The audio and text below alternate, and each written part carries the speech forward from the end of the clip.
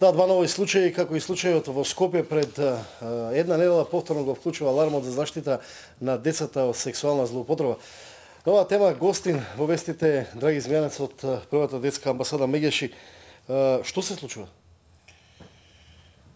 Се случува секоја година. Одеднаш така ќе се случи, повеќе брани, потоа се мобилизира јавноста, а бара континуирано водење сметка за најдобар интерес на детето и нивна заштита. Оно што можам да кажам радува на некој начин што веќе не се молчи за силувањето и за педофилијата и сексуална злоупотреба, што еве покажува случај дека девојчињата успеале да се одбранат. Значи ние имаме првата детска амбасада вели вака, мора децата да се самозаштитуваат и заштитат, мора да има едукативни програми уште од мала возраст, од градинка и основно училиште, да го препознаваат своето тело, да кажат дека имаат право на приватност, дека никој не сме да ги допира и доколку се да избегнуваат ризично однесување од возрастните, секако да не влегуваат во автомобил, да не примаат подароци. Секој сомнително однесување на возрастни да го пријават кон најблискиот, кон родителот, и доколку се најдат во непријатна ситуација, тогаш мора да удираат по незгодни делови на телото, да врескаат, да бараат помош, никош не се знае, можеби некој и ќе помогне. Доколку се случи најстрашното, мора да се оди на ресоциализација, мора да се отварат прифатилишта за деца жртви на сексуална злоупотреба. Првите 48 часа се многу битни.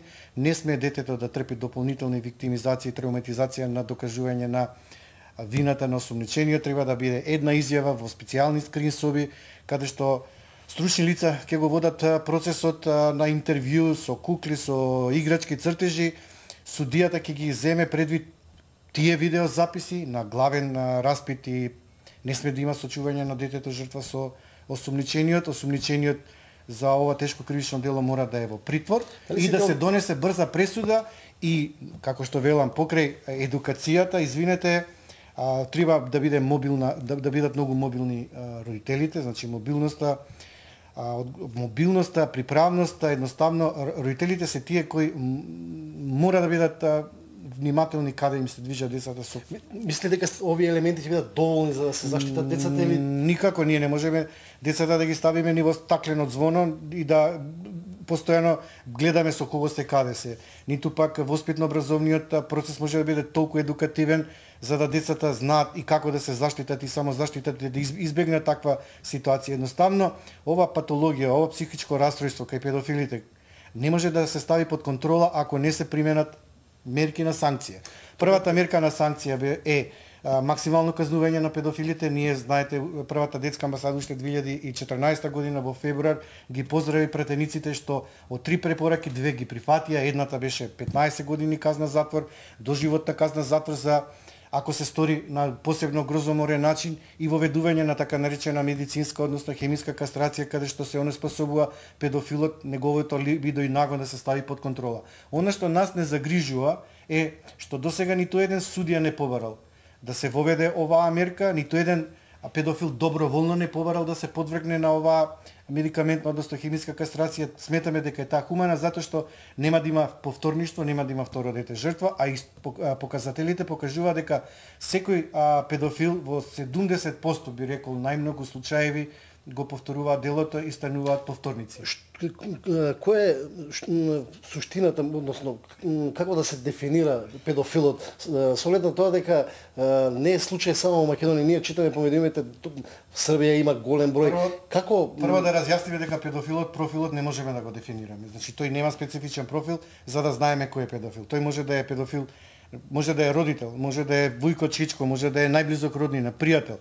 Тие го стекнуваат довербата на детето. Прашањето ми е дали тој тип на луѓе во себе така израснале или во текот на животот се преломува нешто во нив па доаѓаат во таква ситуација? Знаете што ние ова долго време го следиме уште од 1996 година.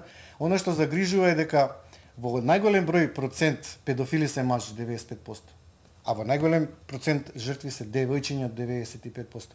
Тогаш ако силувањето, случката што му се случила на детето, девојчето, кога било жртва, таа не станува насилник и педофилка кој ќе постане возрастен. Значи тоа е расстройство некој нагон и либидо кој возрастниот не може да го контролира, сака да општи со помало дете. Тој смета дека на детето му е убаво и дека тој на тој начин воспоставува една нормална врска.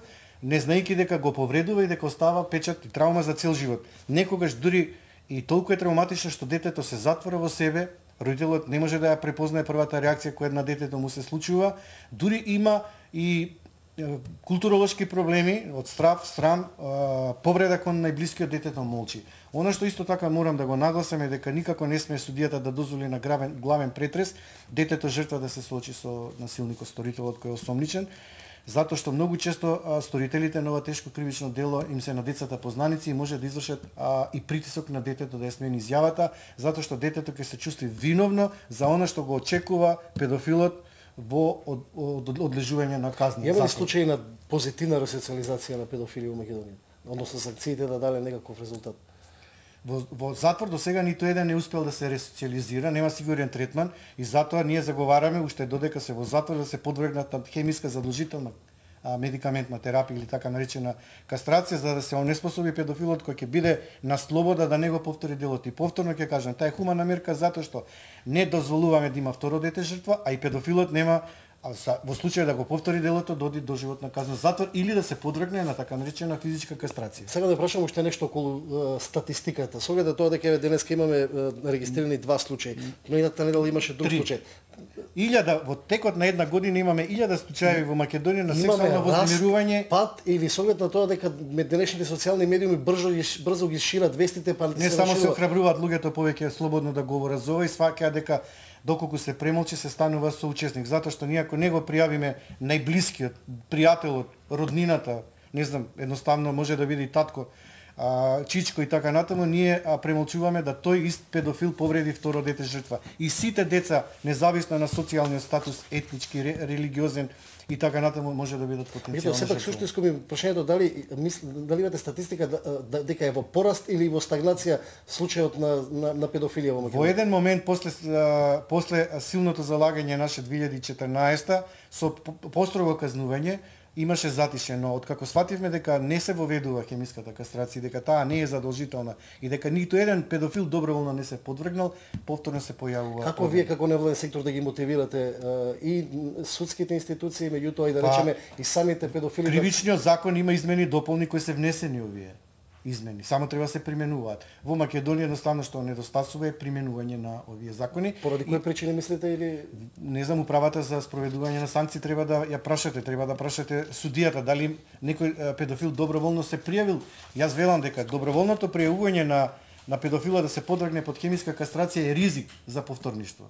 Таа треба да биде задолжителна и мислам дека законодавецот, собранието треба да ја надополни, да ги надополни измените на кривичниот закон и таа мерка да биде задолжителна уште додека е во затвор. По напуштањето на затвора да знаеме дека е комплетно онеспособен и да носат електронски наракпици за да може полицијата во секој момент да го следи и доколку се најде на место каде што се деца, каде што иде во градинко, училиште или не знам каде да го отстранат од тоа место, да биде цело време под надзор и контрол. Има ли позитивни ефекти од регистарот на педофили?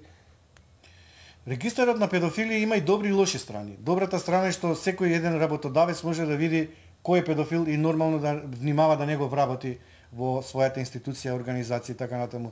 Негативна е што се етикетира целото семејство. Значи, ако педофилот е сторител на тоа тешко кривично дело и го знаат сите, цела семејство и децата негови ќе страдат поради таа дополнителна виктимизација. Секако треба да се знае, но со посебни гаранции доставени до МВР. МВР треба да даде увид на сите кои смета дека треба да бидат информирани, но под услов да не се превземат никакви мерки кон педофилот, затоа што секој посегнување по животот на педофилот значи кривична одговорност затоа што има луѓе кои се огорчени, едноставно пристигаат секакви закани за нив. Ја мислам дека тие треба да бидат на една сигурна оддалеченост или хемиска кастрација или доживотен затвор или институција затвор болница за нивно дистанцирање од можно напасување на следно дете жртва.